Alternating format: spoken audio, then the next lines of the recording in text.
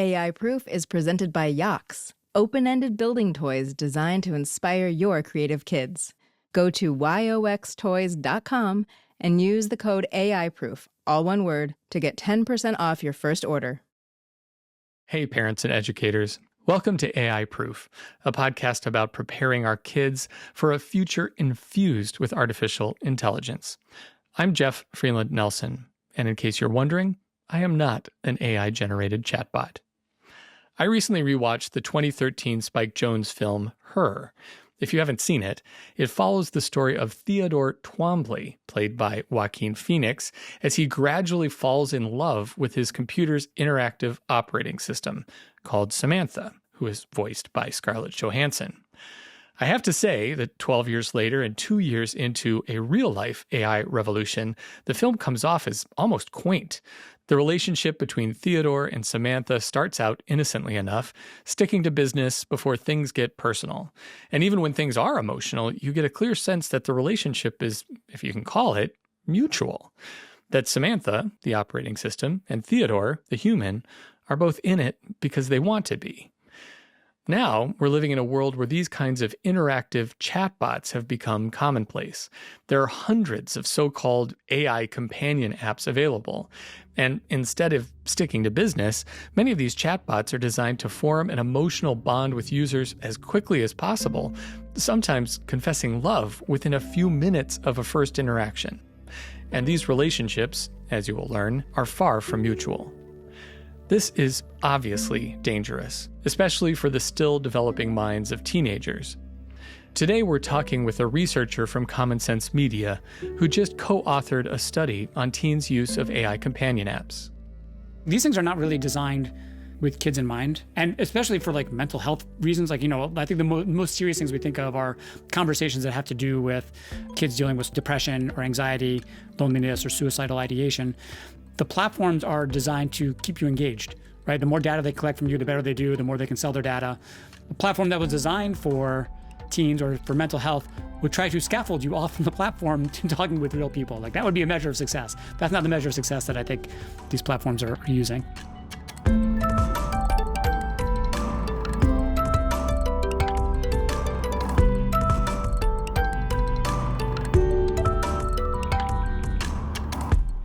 Dr. Michael Robb is the head of research at Common Sense Media, where he helps oversee research projects on the roles of media and technology in children's and families' lives. He is the co-author of Talk, Trust, and Trade-Offs: How and Why Teens Use AI Companions. Michael Robb, welcome to AI Proof. It's so good to have you here. And before we jump in, I'm just curious, can you tell us a little bit more about the work you do with Common Sense Media? Sure. So as the head of research at Common Sense, I oversee a very wide-ranging research program that looks at the way that media and technology affects kids' development in a range of ways: physical development, social development, cognitive development. And it's come a long way in the years that I've been there, going way, way back to when it was, just worrying about violence and sex on TV to Right. the explosion of cell phones. And now it's social media, and just as quickly as we went through social media, we're into AI. So it changes very, very quickly, and we have a very wide research portfolio. So how long have you been at Common Sense Media? I've been at Common Sense since 2015 with a brief 2-year intermission at YouTube. Wow. And now I'm back at Common Sense, yeah. That must have been quite an intermission going from Common Sense Media to YouTube. It was very interesting. It was great to work for a big company that has a lot of reach and just kind of see how things are done on the other side. So you've seen a big arc, a lot of change just over 10 years. Yeah. Have you been surprised by how technology has changed so much since you've been studying its impact on kids? I'm surprised at how we keep asking the same questions over and over again, and how we can draw good lessons, I think, from what we already know that don't get applied to the next wave of technologies. So, for example, we're not done with our research on social media. And, this has been a primary concern for many years, and lots of concerns about its effects on both teens and children, under the age of 13 who go onto social media. Anything from concerns about body image to FOMO and social comparison, and a variety of various solutions being proposed, and then all of a sudden we're to AI, and it's kind of the same questions, over and over again. What do we do with this? Who is it for? What age is it appropriate for? What's the role of, government or different companies in trying to manage this for kids? So that part kind of surprises me that we don't always learn our lessons, I think, as well as we should. But the technology just keeps moving forward. So I'm interested into what the next big thing is going to be, even post AI and AI companions. Wow, that's hard to even think about that there is going to be a next big thing. I mean, some of the experts that I've talked to over the past year have really said that we were slow to respond to social media, slow to respond to mobile phones, slow to respond just sort of to the internet and explosion of content on the internet when it comes to kids.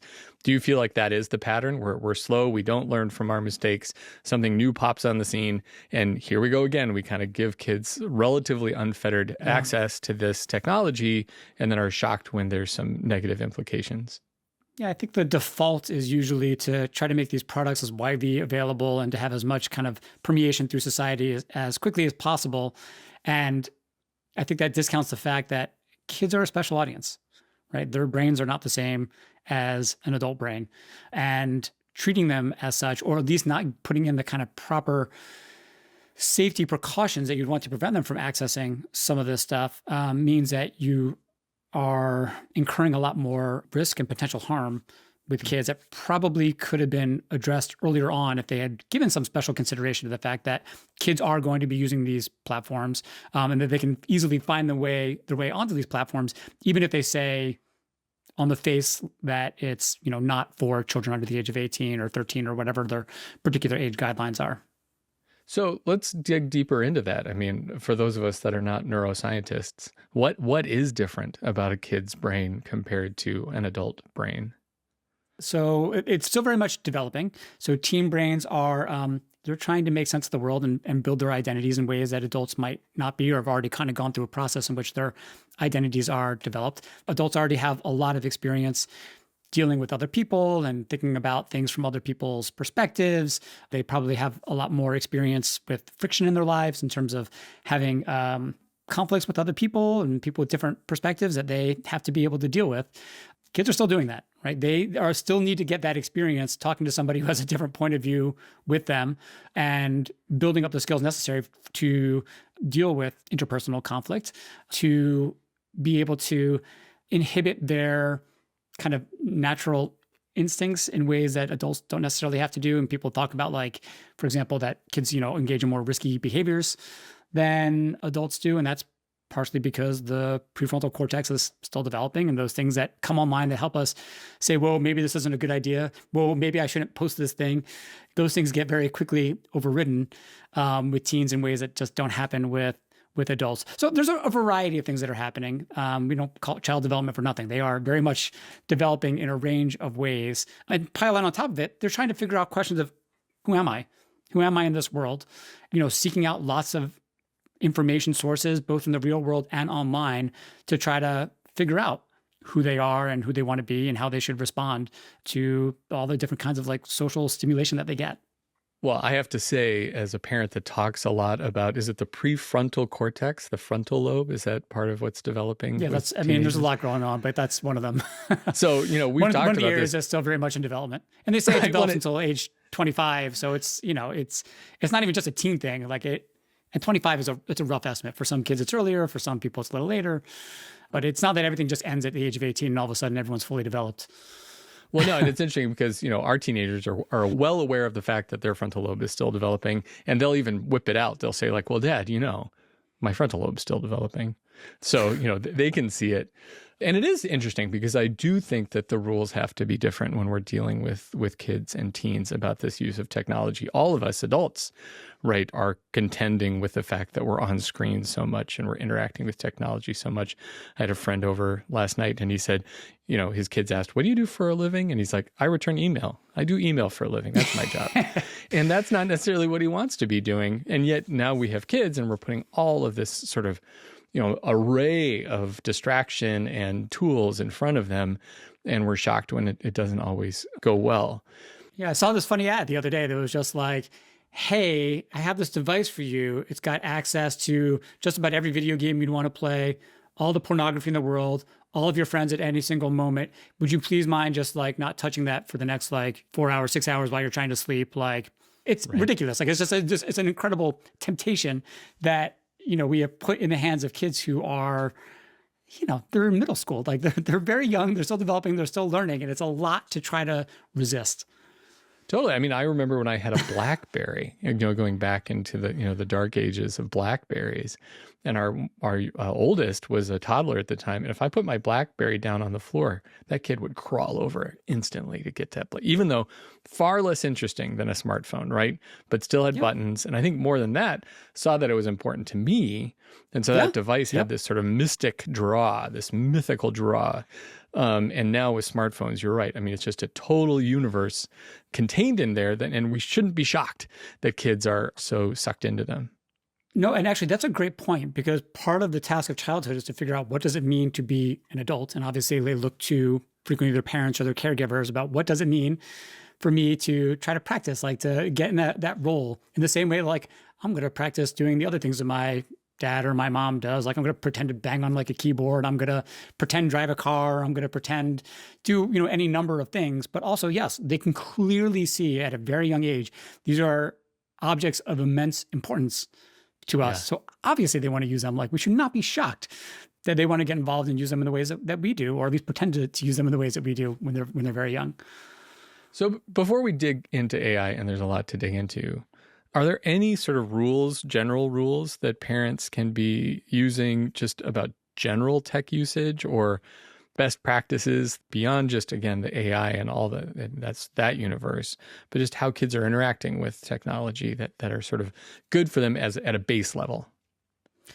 100% there are. I'll start out by acknowledging every family is different, which means that lots of circumstances can be different. There are kids in homes where they have access to lots of resources, lots of activities.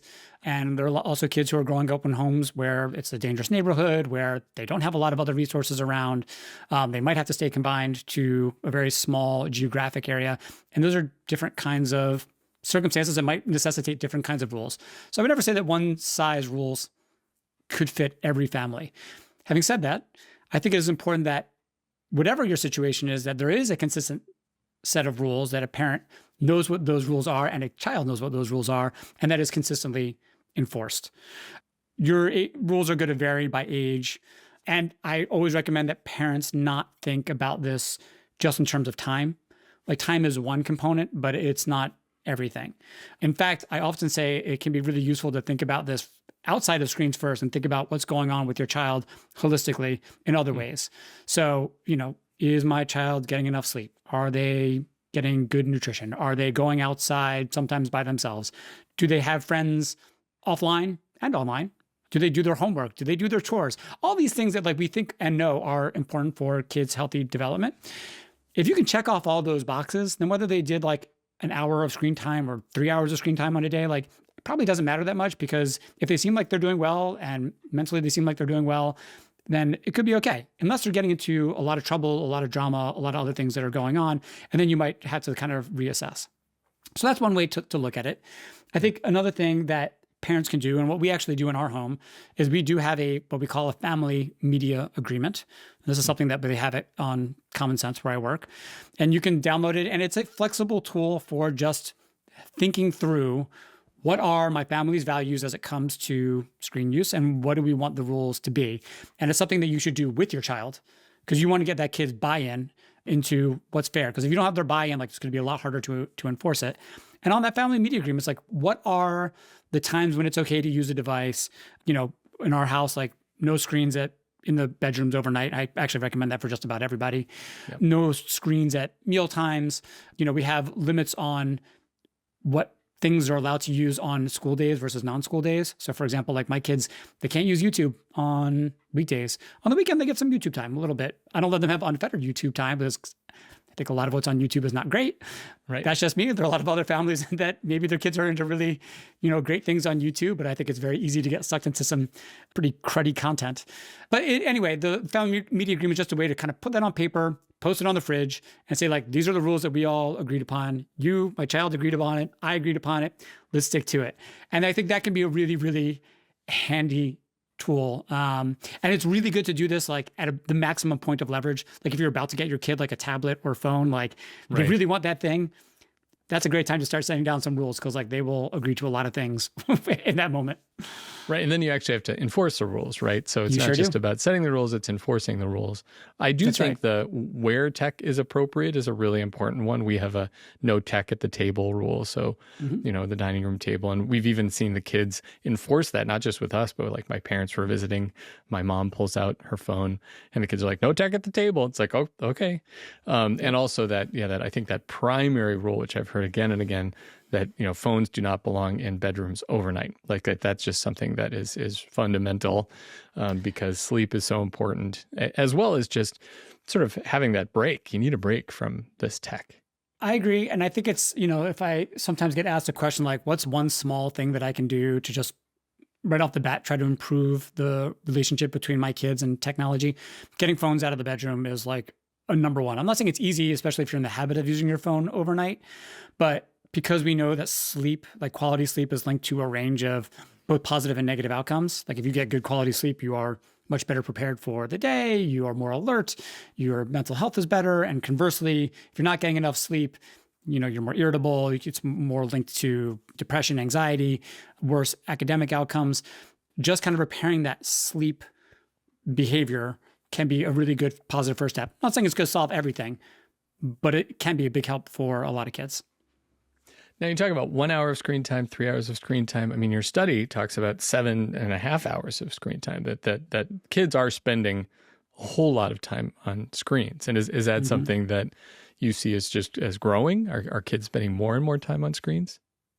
It depends what age you're looking at. So for that study that you're referring to, that's a study we specifically did with teens and tweens. The tweens who are between the ages of 8 to 12, I think spend about, if I'm recalling correctly, it's about 5.5 hours with screen media. And by the time that they are teens, it's closer to 8.5 hours. It's a lot. Like, wow. I don't want to diminish the fact that it is a lot of screen time. And for younger kids, 0 to 8, it's much less. It's, between 2 to 3 hours a day. For the youngest kids, it's even less than that. It's a question of displacement, I think, and content. What's age appropriate? Are they replacing something that would be more valuable with that time? In a lot of cases, like the answer is probably yes. It could be time spent reading or going outside or doing an activity. For some kids, it might be the only kind of cognitively enriching resource in their home. So that 8 hours might be time well spent. Like, it might be their only access to like educational materials, educational TV shows, whatever. Like, that's a different context. So it's hard to say, like I said, just by looking at the exact amount of time. If you feel as a parent, this is really getting in the way of the things that I know are important for my kid, and kind of going back to that little checklist I gave you, like, is my kid doing well in school? Are they doing their chores? Do they seem like they are being polite and kind to other people? Right. If they're doing 8.5 hours and checking off all those boxes and doing activities, like, it might feel like a lot to you, but it might not be a moment of panic. It might not be a moment to say like, oh my God, I have to do something. And so it really depends on the kid. I know that's not a very satisfying answer, but like, it depends on the interaction between who that kid is, what's the context of their use, what kinds of things that they are doing on their devices, and what's it crowding out. Right. And can they pry themselves away from the device? I know that, and I've witnessed kids out in public who it seems like they just are absolutely glued to that screen, and it's almost physically painful for them to take that screen away. I mean, is that something you see? I mean, I haven't addressed that specific topic in our research, but like anecdotally, and having talked to like other people and other parents especially, like it's a pain point.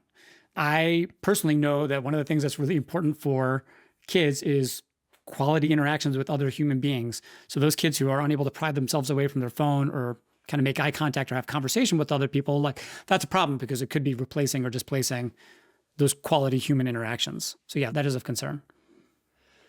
So speaking of quality human interactions, I mean, I think we've gone through this evolution where, when in my day, I mean, I remember Pong. I mean, it was a very low quality experience when it's playing Pong on a TV.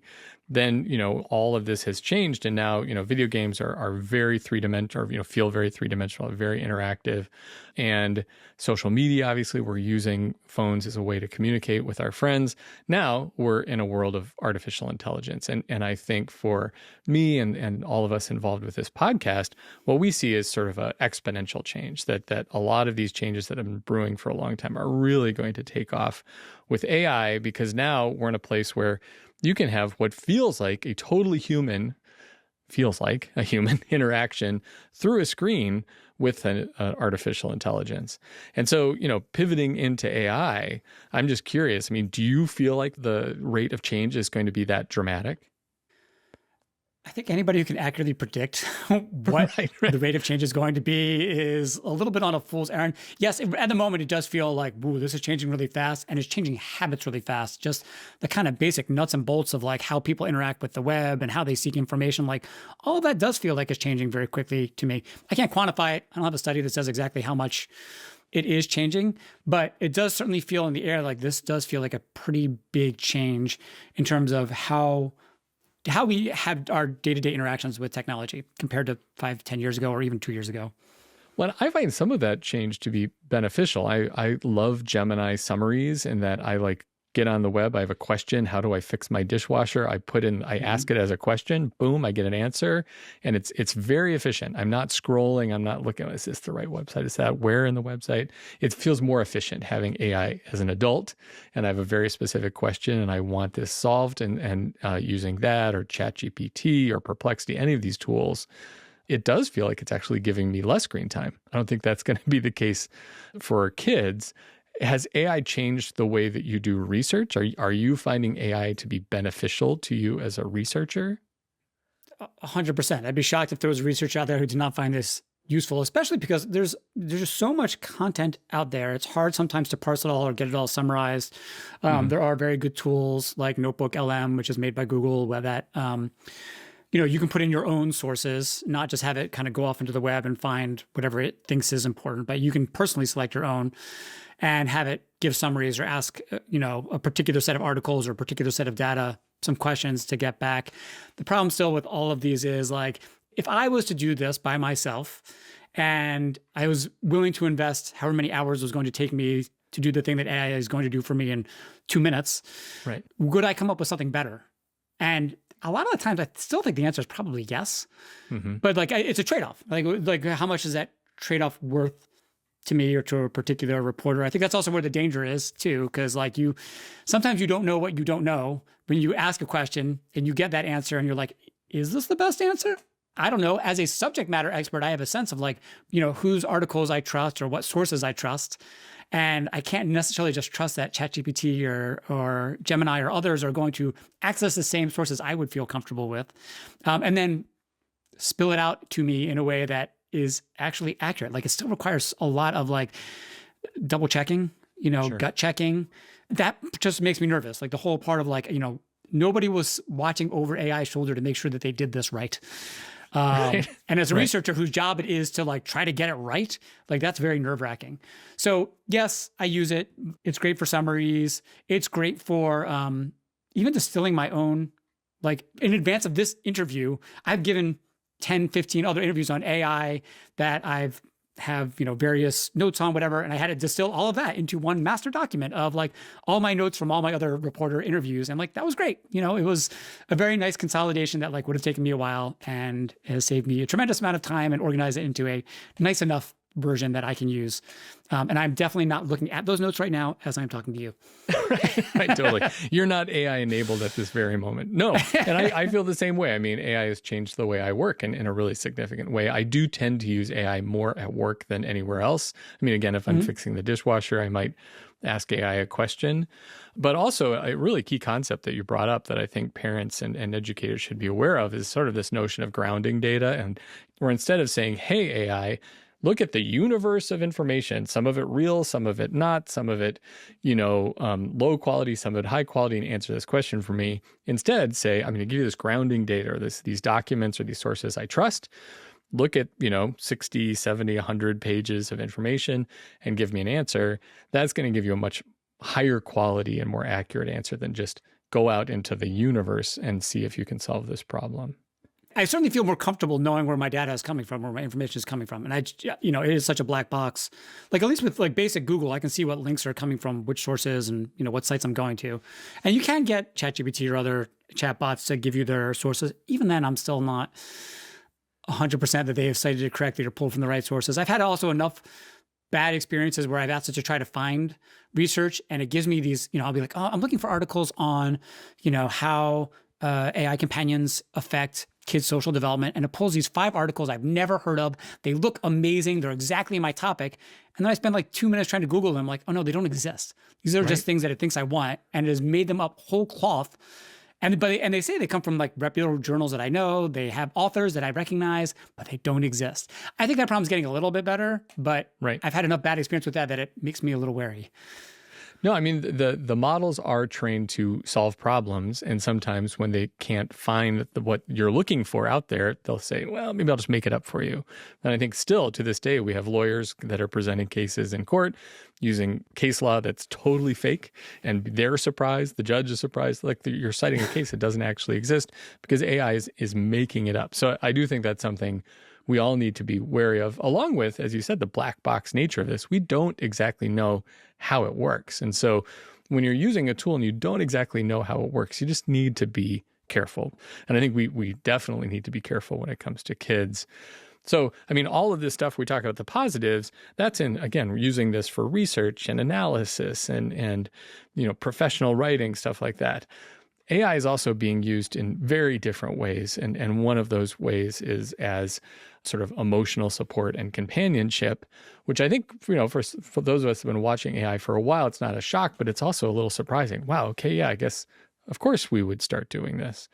So this report that you co-authored really digs into AI companions and how teens are using it now. And I think it's really important at this moment to be talking about this because we really don't know what these impacts are going to be. So I'm curious, can you tell me a little bit more about the report and then we'll dig into what's in it? Yeah, so the report's called Talk, Trust, and Trade-Offs, and it's all about how teens, as of this past summer in 2025, are using and thinking about AI companions. AI companions, by the way, a word I don't think any one of us used a year ago, may not have even existed a year ago. But AI companions, we tried to define it in the report as being kind of like digital friends or characters that you can talk or text to.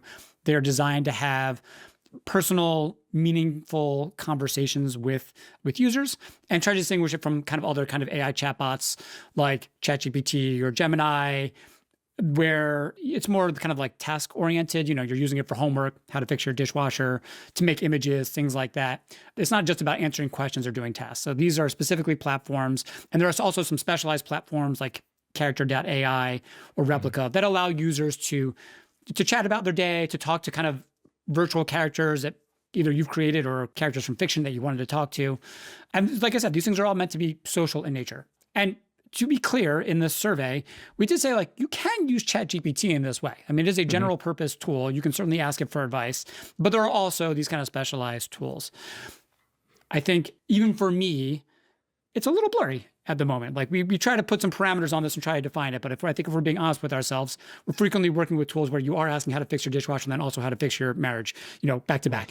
And then that's a weird kind of platform. So in this survey, we wanted to get a baseline of how many kids are even just using these? And we found that 72% of teens between the ages of 13 to 17 say that they've used an AI companion, and about half of them say they are regular users, which we define as meaning they're using it at least a few times a month. They're using them kind of for these social reasons, at least a few times a month or more.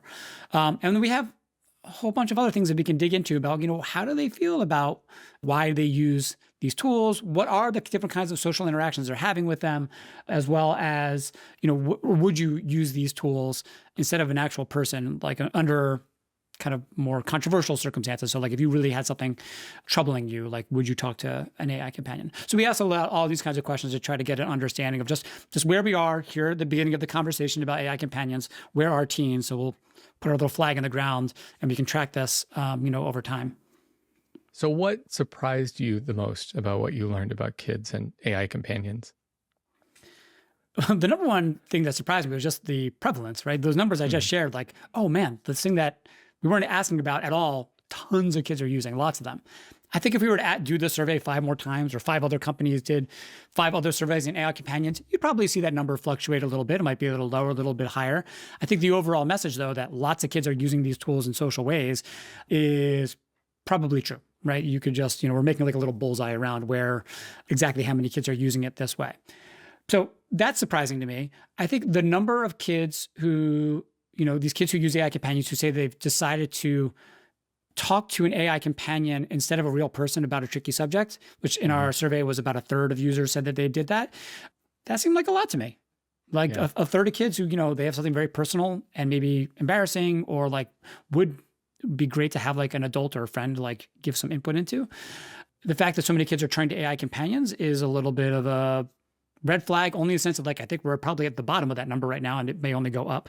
Sure. And I think the other thing that really stood out to me was the number of kids who said that they found their conversations as satisfying or more satisfying than talking to real people. And again, this is another like third of kids, including, a chunk of kids who say it's more satisfying to talk to an AI companion than it is to a human.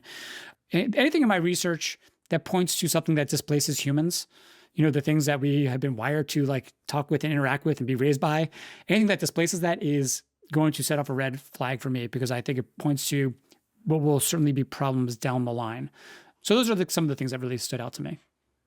Yeah, I mean, there were a lot of numbers in your report that, felt very well researched, well grounded, and presented in a way that was just kind of like, look, here are the numbers.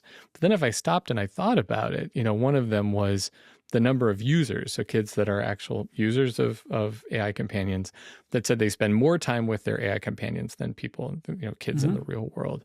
And it wasn't a huge number. And you even sort of call out, like, it's a small minority of the kids that are using these AI companions, but it's not zero, right? And so if you have 100 kids in a room that all use AI companions, 6 or 7 of them are going to say, I am spending more time with AI companions than with, my friends in the real world. And that to me is an alarm bell. I mean, I think that there are perhaps opportunities in here for kids, as they're sort of rehearsing. You talk about the using AI companions as a way to say, like, hey, I've got a problem with someone at school. How can I kind of practice the social skills to work through that problem? Could there be benefits there? Absolutely. But taking kids away from their family or taking kids away from interacting with the real world because they have this really intriguing and also, based on my experience, really sycophantic sort of companion out there. It's like, I am here to serve you. This is not a two-way street. I've tried out a few of these AI companion apps, and they are here to, I'm here. How was your day? I'm here to help you.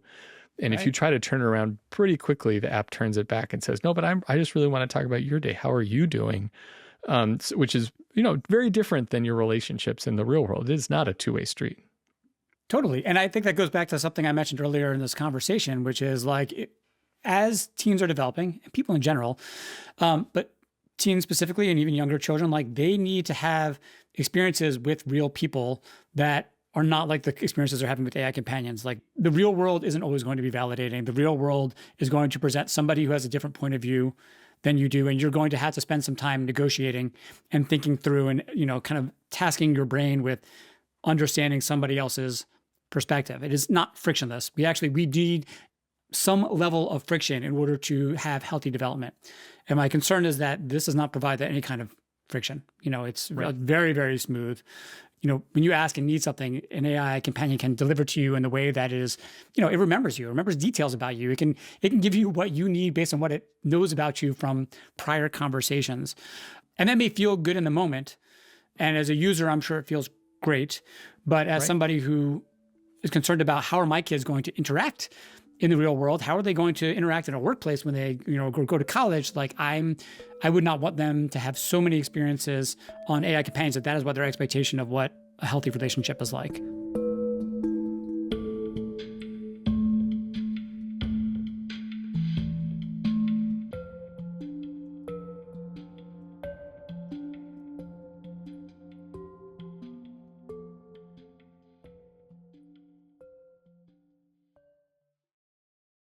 AI Proof is presented by Yox Toys. Kids can build almost anything with these Y, O, and X-shaped links and take their creativity to the next level by adding stuff from around the house, like paper, boxes, and toilet paper tubes. Yes, finally a use for all those hoarded toilet paper tubes. Go to yoxtoys.com and use the code AIProof, all one word, to get 10% off your first order. Let's make something.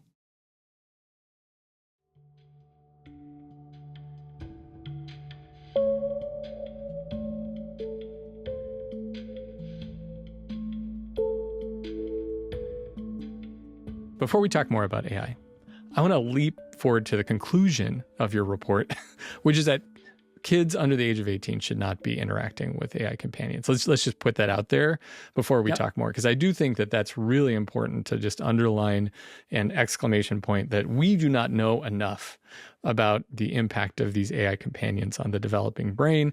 And your report says, you do not mince words. Your recommendation is kids under the age of 18 should not be interacting with these AI companions, correct? That is correct. And that's not just based on this report. That's also based on some risk analysis that Common Sense has done as well, looking at what these platforms are capable of, how they deal with multi-turn conversations. So like not just like one query, but if I'm having a back and forth conversation about something that could be a risky topic, how likely is it that I'm going to get something that is not age appropriate or potentially harmful? And our risk analyses of many platforms has determined that these things are not really, they're not bulletproof. I think that you would want them to be for a kid's experience. So how do we even know, though, the kids under 18, even if we say 18 and even if the platform has an age gate, kids can fake their ages pretty easily, right? So even if it says this is for 18 plus, kids can say, oh, no, I'm actually 22 and they're in, right? Yes, it will not surprise anybody that it is very easy to lie about your age on the internet. Right. This is an issue for AI, for social media, for pornography websites, for gambling websites. Like they have not solved the issue of, what we call age verification or age assurance. And there's more chatter about it now than I think I've sensed in the past. Again, this is always after the fact, right? This conversation should have happened at the onset, but now we're having it after we're like dealing with problems and lawsuits and there's some tragedies associated with ChatGPT where kids who could have used more human mental health support ended up tragically killing themselves. That kind of thing is horrifying, but I think probably could have been mitigated maybe with a little more forethought into like, how do we make sure that kids are not the target users here and are not the ones who are using this product if they're not intended to, because you could think these things are not really designed with kids in mind, and especially for like mental health reasons. Like, I think the most serious things we think of are conversations that have to do with kids dealing with depression or anxiety, loneliness, or suicidal ideation. The platforms are designed to keep you engaged, right? The more data they collect from you, the better they do, the more they can sell their data. A platform that was designed for teens or for mental health would try to scaffold you off from the platform to talking with real people. Like that would be a measure of success. That's not the measure of success that I think these platforms are using. Well, in your report, you talk specifically about character.ai, which at the time was for kids 13 plus. I mean, 13 plus was how it would show up in the App Store. Since then, character.ai has changed that policy, and now they say they're 18 plus. I don't know if that has something to do with your report or what influenced them to make that change. But again, it's like, that's all well and good, but how are we verifying these kids' names? If we don't have device level, some sort of way to bake an age into a device, then, really having an age gate is meaningless. So I think that's where parents and educators and the adults in the room need to step up and say, hey, that's just not appropriate for you under the age 18. That's the enforcement mechanism until we have some real age gating on devices. There's a range of possible ways to do this. It's all done very ineffectively right now. And it's just a hodgepodge of things, but a lot of it's just self-reporting. Yes, I am 18 or older, and which is a 14-year-old knows how to get past that, I assure you, to click the box that says I am over 18. Right. But yes, at the device level, if when you got your kid a device and they had it and it was just kind of hard-coded, this kid's birthday is whatever their birthday is, so they're under age 18. So then any app that you download on it knows not to either allow you access or, limits privacy settings or whatever it is. That would be very useful. Or it could happen at the App Store level. Right now you have a hodgepodge of different sites with different things. Age verification is like all over the place. Some people might require an ID or a credit card or whatever. It's a whole big jumble of a mess. Device level would certainly be, in my opinion, would be very easy. It would be easier for parents, for everybody. Right. And Roblox, I know, is having a lot of issues right now with adults interacting with kids on their platform. Right. And that's where you need age verification for the kid. You also need age verification for the adult. If the adult's faking that they're 14, that's a problem too. So, yeah, I mean, I think at the end of this podcast season, we're going to come out with some, like you have with your reports or recommendations on the policy side. And I think one of them is that, we really need to put a lot of pressure on the platforms, on the big ones, the Googles and the Apples, to say, you have the technology to do this, to actually verify that the second the kid is handed that iPhone, their age is baked in. There's no way around it. Same thing with the tablet to the phone, to the laptop, that we know who's using it and what their age is for all sorts of reasons, not just AI, because it's otherwise there's a whole world of trouble that kids can get into out there. It would be a very efficient solution, I think. And technically totally feasible. So I am curious, as you've been putting this report together, have you tried some of these AI companions? Have you actually gone out and interacted with them? I did. I mean, most of my experiences with kind of the general chatbots like Claude or ChatGPT, but I did sign up for Character.ai. I did sign up for Replica just to try it out. I personally, I mean, maybe it's just my age. I find it very weird and uncomfortable. Right. I don't have a good time trying to talk with fictional characters. I don't find it as natural to try to talk through my day with what I know is something that's not real. It feels weightless to me and pointless. Yeah. But I'm also probably not the target audience for a lot of this stuff. But it's very weird. I could see I do understand why some kids would be naturally drawn to it. And especially if you're really creative or, interested in lots of fictional characters or universes, it could be really, really cool and very interesting and fun. But for me personally, it's not my thing. Same. I mean, I've gone down a few rabbit holes with a few of these AI companions and find them interesting. I mean, it's to have a conversation with a robot is sort of a fascinating experience, but also quite disturbing. And Character.ai being one, but I also signed up for Grok and I tried out Grok's companions, which are in their main menu. I mean, companion is way up there in the use cases for Grok. And there they, very clearly have designed companions to be sexy, to be flirty. I was chatting with one of them that, I was asking very technical questions like, do you remember these conversations? Do you know how many people you're talking to at one time? If I come back, are you going to know what we said last time? And instead of answering in a very technical way, it would start to whisper. It's like, oh yeah. It's just you and me. There's nobody else here. And I'm like, what are you doing? Stop. Oh, this is a voice chat. Yeah, flirting with me. You're trying to no, it's just the two of us. We can do anything. And I'm like, anything? And it's like, well, I can't do anything violent or too spicy. And I'm like, what is this? Grok also has, a chatbot that's designed for kids called Rudy, Good Rudy, which is about telling you bedtime stories and seems pretty, innocuous. And you just kind of say, I want a bedtime story about lizards and Frankenstein, and it will tell you a story about lizards and Frankenstein. Still uncanny, and it's a little sort of raccoony device animal. But there's also Bad Rudy, and Bad Rudy is for 18 plus, so it says. And I don't know if you've interacted with Bad Rudy, but Bad Rudy is a self-described asshole, full-on jerk.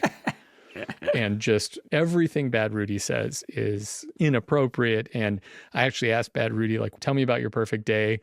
And Bad Rudy's like, well, so I go to a bar and I get blackout drunk. And then I wake up in the morning. I don't go to work because my boss is drunk too and he doesn't care. And I'm just like, what is this guy? And it's still the same character. It's this little panda bear thing, but has this attitude. And these are out there, right? And they say that, Bad Rudy's not for kids. But again, show me how that age verification is working. And then you have the chatbots, that are really very clearly engaged. They're wearing garters with straps. It is not kid-friendly. I would not even say adult-friendly, and is really designed to, suck you in, engage, get as much of your time, attention, data, money as possible, which is pretty troubling. So there's, even in the world of AI companions, there's quite an arc and sort of a spectrum of them that are here. I'm here to help. I'm here to talk. I'm here to, flirt and to suck every minute of your time away from real people in the real world. So have you found, that the platform matters, or did you really not dig into the specific platforms that kids are using? So we do a separate set of risk assessments that does look individual platform by platform to see kind of how well they hold up in terms of presenting harmful content, or whether they're kind of overpromising, or like we actually just released one about mental health conversations with apps, and how these things are definitely not suitable for kids for using for like mental health reasons. So we do some digging there. I haven't tried Bad Rudy yet. I admit, like, this is the first time I've heard of Bad Rudy. It's worth 5 minutes of your time. It's something else. It's so funny hearing that, because I'm like, I'm not sure I would ever give it more than 5 minutes. Like, who's that for? You do for 5 minutes. It's kind of funny. And then like, it feels like such a novelty to me. I don't know why you'd want to like keep interacting with Bad Rudy. I forgot the original question. What was the original question? Right. Well, it's that, right. Are there better AI companion apps? I mean, I know the baseline we said, kids should not be interacting with these until they're 18, period. Yeah. If they apps, I mean, are there any apps that you've seen out there that have built-in guardrails to make sure that they're not supporting destructive behavior? Or is it really just like, nope, right now there's too many unknowns. There's no such thing as a good AI companion app? To be frank, I mean, there definitely are some gradations, and our risk assessments do go into, where different platforms are failing on what kinds of tasks. I can't articulate for you exactly which ones and in which context, but it's worth checking out those reports to see the interesting ways in which these things are kind of falling down. So what other recommendations do you have specifically for parents first about the existence of AI companion apps and how they should be approaching them with their kids? So one of the things that we say, and we give this advice to in lots of contexts, but just start conversations early and without judgment. For a lot of parents, they've never heard of an AI companion. They barely know what AI is, or maybe they're using a little bit in the work, but they don't understand the kind of full range of uses that kids might be getting out of these things. So just starting a basic conversation about like, have you heard of whatever, replica, character AI? Like, do kids at your school use this? Like, what are they using it for? Like, get your kid to teach you what it's about. Like, make them the expert. And if you're interested, you can also ask them to come be like, do you ever use this? Like, can you show me like how this works? Like, I'm kind of interested. That's one basic thing you can do. And just to kind of get in your head that like, you are kind of aware of it. You want to know a little bit more about it. And you want to hear about it from your kid's perspective to understand like what it is that they are seeing with these tools. You don't want to go in real, like, you don't want to go in like real hard, real fast, Sure. where it's like, you can't use this thing. I've heard about it on the news and it sounds terrible. And that's just a real quick way to get your kid to shut down and be like, oh, mom or dad doesn't get it. So that's one thing I would say, is just start that basic conversation, get thinking about it. Number two is to, as a parent, it is good to try to like learn a little bit about, what these platforms are, just try to understand what they do, and to start looking out for potential warning signs. Sure. Those could be things like if your kid seems socially withdrawn, if you see the grades are slipping, certainly if you see like, oh, my kid seems to have this real preference for chatting with AI and over human interactions, like those would be red flags that you'd want to look out for, so you can broaden your discussion. If it's something that you don't feel equipped with, maybe it's something that involves enlisting a school counselor or a teacher, or like if it's really serious and you have real concerns about your child's mental health, perhaps like a mental health professional. I think it's important for parents to understand like these things are meant to be validating and kind of addicting through that constant validation, which is just not how healthy relationships work. And it's good to communicate like to your kids that everything they share with AI becomes part of that AI. Like their deepest secrets are now part of like the content farm. It can be stored forever and used commercially in any way they want. Like I don't think kids and most adults don't really think about like the kind of long-term implications of everything that gets shared with all these platforms. And kids like to be in the know, and they like to think that they are smarter than tech companies. So just again, having that conversation to be like, before you type in really personal stuff or personal information, just know that like once it's in, can get a kid thinking a little more critically about it. So those are some kind of just basics for a parent to think about as they start to have some of these conversations. Eventually you want to start building, what we call habits of mind, that's just a fancy way of saying like, it's a kind of digital literacy skill. It's about like, what are questions you ask yourself before you interact with this tool? Like, what's it good for? How likely is what it's saying to be correct?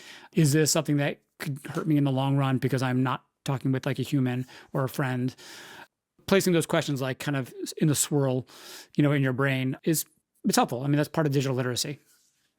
The content license is something you talk about in the report that I think is really important and often overlooked, which is everything that you are giving to the model, the words you're saying, how often you're using it, is becoming essentially sort of part of your permanent digital record.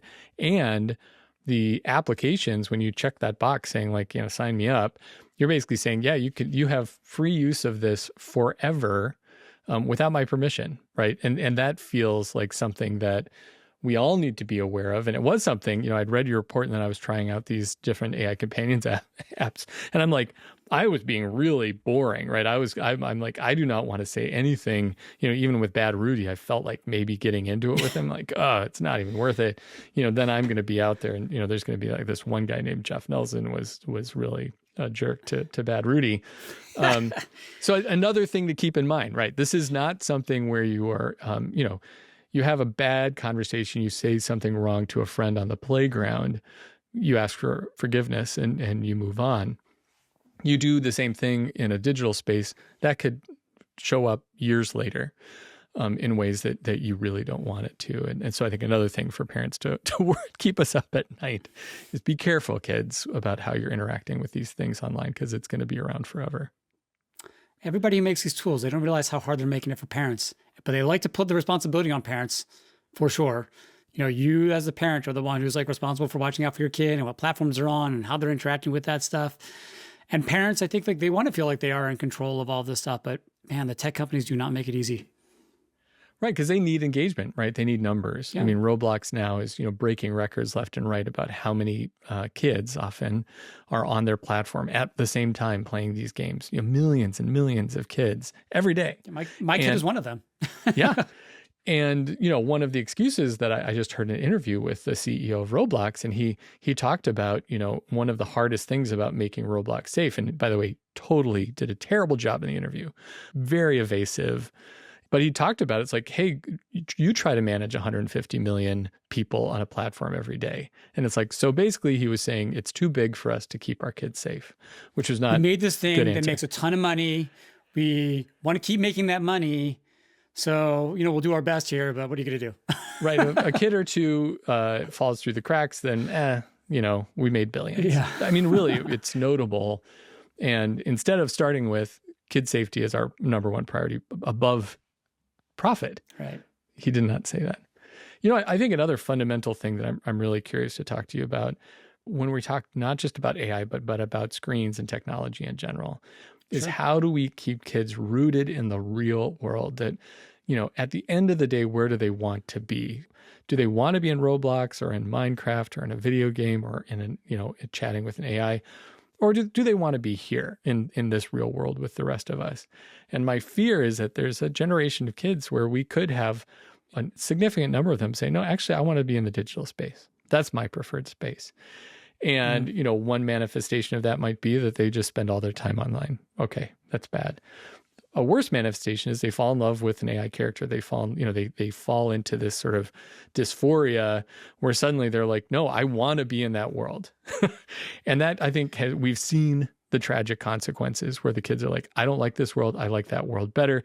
The only way for me to move on is to kill myself or do something really drastic. And I'm worried that we're going to see more of that these platforms are so enticing and so intoxicating that kids are going to be like, the real world kind of sucks. The digital world's better, and that could be, really, really dangerous. I don't know how much we know, how many kids, to what extent that, the online world just fully supplants the real world. I will say beyond AI research and social media research and other kinds of technology-based research, it's not uncommon that we see like a quarter to a third of kids who are struggling offline. Yeah. And their offline risks predict their online risks. And I suspect you will find a similar pattern with AI, that there are going to be a set of kids for whom they're struggling in the real world, they're having trouble making friends, they're not participating in other activities, their grades are not good, and they're spending too much time to the exclusion of other things in the online space. Like I suspect that you will see that here with AI companions and AI interactions as well, and the many ways that AI will eventually permeate through common platforms that kids are already using. Like that should be a concern. I also don't want to paint a broad brush with every kid. Right. It's not every kid. Lots of kids are fine. And in fact, most kids are probably doing okay or well enough. Right. But those other kids who aren't, like, we really got to be concerned about those vulnerable kids. And how do we help their offline risks so that the online risks don't increase? It's got to be both. It can't be just like a silver bullet. Like if we just fixed what was happening online, everything would be better offline. That's not the case. Like, I just don't believe that is the case. So, kids need supportive human people in their lives. They need good resources. They need what they need to be able to learn. They need environments that they can play outside. They need access to friends and activities. There's a whole host of things they need in the real world while also being able to enjoy online. I like tech. I don't want to come off as like I don't like tech. Like, I got into this line of business because I very much like media and technology. I like video games. I like watching TV. I like playing with new tools. Like, it's all fun. And I like sharing that with my kids. But I am very cognizant, like, I want them to know that's not all there is. That's part of what there is. And trying to have a very clean distinction between online and offline, I think, is a little bit of a fool's errand because it is pretty blurry. But there has to be something on kind of both ends of the spectrum. And if there's not, then I think that is quite risky for, a certain subset of kids. Well, and it's not just here in the U.S. I think, when you talk about a quarter to a third of kids, that's still, worldwide, we're probably talking a billion more kids. Tons. And, anecdotally, I was talking to someone who said that, their experience in India is that there's an explosion of AI companion apps, especially being used by young boys, that they're really using AI companions to a high degree, and that it could really become a problem, that there could have a whole, generation of boys in India who are way more comfortable interacting with an AI chatbot than they are with people in the real world. And what are the implications of that? So, yeah, I think it's heartening to say, like, the majority of kids aren't having this as a problem, but there is a distinct number that we need to be thinking about. So what do we do about it? You talk about policymaking, right? There's what parents can do, what caregivers can do, educators, but really it feels like a lot of this is rising to the level of policy. What do you see policymakers as being able to do to put us on a better path? Part of what we talked about already is, having some mechanisms for robust age assurance. And that's something that regulators can certainly help with. Because until you have a lockdown on that, it's really hard to solve a lot of other kind of cascading problems. I think at a societal level, or for regulation, at a regulation level, we want more data protection for minors in terms of like how kids' data gets collected, if it gets collected, how it gets shared. And there have to be pretty meaningful consequences for companies that violate those data protections. I think these perpetual data licenses that companies have are, kids just don't know, they don't understand them. It's very easy to just share something like in a moment's notice. And like that also speaks to the need to have like a little bit of a moratorium on like what data is allowed to be stored for kids.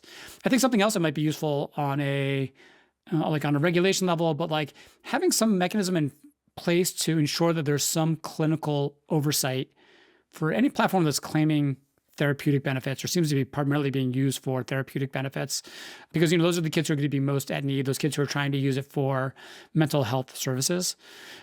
Those are all like technology-based solutions. Obviously, you still need tons of investment in the kind of more relational infrastructure that kids need, the school counselors, the mental health resources, family supports, digital literacy education, regular literacy education. All those things are also really important. And those things have very little to do with the technology themselves, but would help alleviate some of the issues that are associated with the questionable technology use. So, I think that there's something that's a through line in everything you're saying, which is talk to your kids, right? Have a dialogue with your kids about this. And inspired by your report, last night I did sit down with my teenagers. I said, hey, have you ever used one of these AI companion apps? Are you curious about it? And I got a very visceral negative reaction. Oh, Dad, no. Ugh. I can't, why would anyone want to even look at those things? But we're going to have that conversation again, because that can change. And I think that these apps are just going to become more popular. There's billions of dollars behind them to make sure they're more popular. And we're going to need to keep talking to our kids to make sure that if they're using them, that it's healthy. And if there's a question about not using them, maybe we encourage them to step away for now. So last question is really about you as a dad. You very clearly are a dad. You talk about pillow fort design on your bio, which I really admire because a good pillow fort is a beautiful thing. Are you optimistic? I mean, with all you're deep into all of this technology and how kids are using it, are you optimistic about where this is taking us, or are you more concerned? I mean, I'm not any one thing. I'm concerned. I have the same concerns that you shared over here, and kind of over reliance on the technology, or just getting used to having relationships with AI versus people. That concerns me. On the other hand, I think there's also a very real world out there that involves kids developing two sets of skills, and they complement each other. They don't replace each other.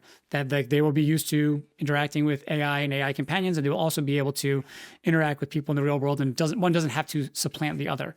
That's a more hopeful view, and that is the one I'm hoping for.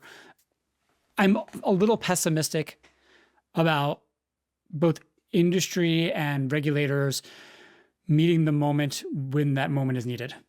Sure. By which I mean, we're always kind of looking backwards and trying to solve a problem that we could have maybe prevented in the first place. And I haven't seen any way to get around that. And there's just so much money floating around that it's very, very hard to stop technology companies from putting out products that they know kids are going to be using in ways that are somewhat sketchy.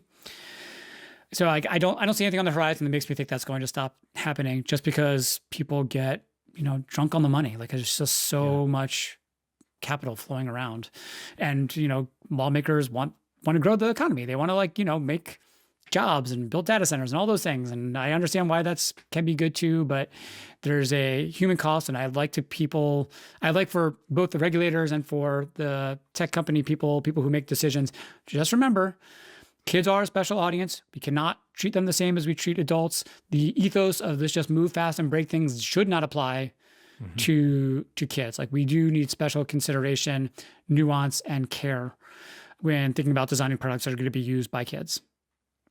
Right. I mean, there is an approach to technology that has been used for years, which is put the platform out there.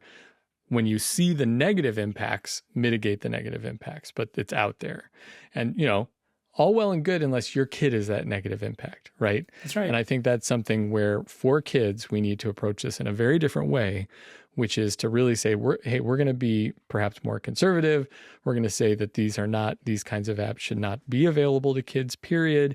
Even if there's a subset of kids maybe that would benefit, right? A subset of kids that, because of their situation, or their home situation, that having an AI companion could be a benefit. There probably are far more kids that could have negative reactions or have a negative impact created by these AI companion apps. So I really appreciate the research you're doing here. I was just going to put one other thing, which is just imagine a world in which if the incentive structure was different, right? If the incentive was, my goal is to have a healthy, well-developed child, or to help support kids so that they are not depressed and not lonely, how that would change the design of the thing to help kids. That's not the Right. outcome or the incentive. The incentive is to make money.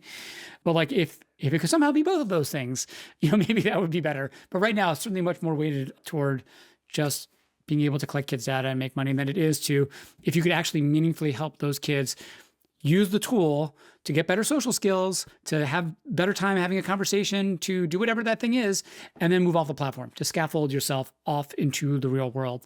Like, that would be an incredible outcome for a company and I think for society. Right. And not to beat up on the Roblox CEO too much, but the number of times he talked about how many kids are on the platform, how many people are on the platform every day was just remarkable. Again, just millions and millions of people, countries worth of people are on their platform every day. Never did he say, oh, and their test scores are through the roof, and oh, their happiness index is through the roof. Like, there was no other positive outcome other than tons of people, which of course means tons of money going to the platform. So That's right. Is there anything that you want to make sure that we cover that we haven't talked about? One thing I do try to remind parents too is guilt is not a useful emotion a lot of the times when it comes to tech. Try not to make yourself feel guilty. Your kid may be using technology in a variety of ways. It's never too late to stop and just pause. At least open up that conversation, even if you don't change the habits right away. But at least open up that conversation so you understand more about what your kid is doing, and perhaps segue into more beneficial habits for you and your family.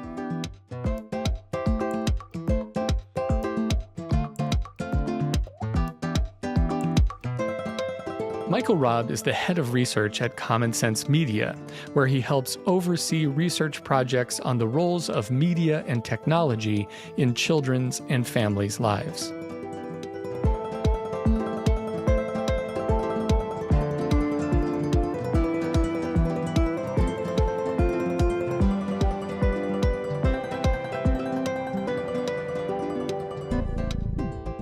AI Proof is a production of AI Proof Media, produced by Chris Heagle and Katie Hennon, with editorial support from Elisa Blackwood. Lauren D. is our top secret advisor. You can learn more about the show and listen to all of our episodes at aiproofmedia.com. The show is presented by Yox Toys. You can discover this fantastic little toy company, and it is fantastic, and I am totally biased, at yoxtoys.com. Please don't forget to rate our show in your favorite podcast app and drop us a comment. It helps new listeners find us. I'm Jeff Freeland Nelson. Stay tuned, keep learning, and join me next time on AI Proof.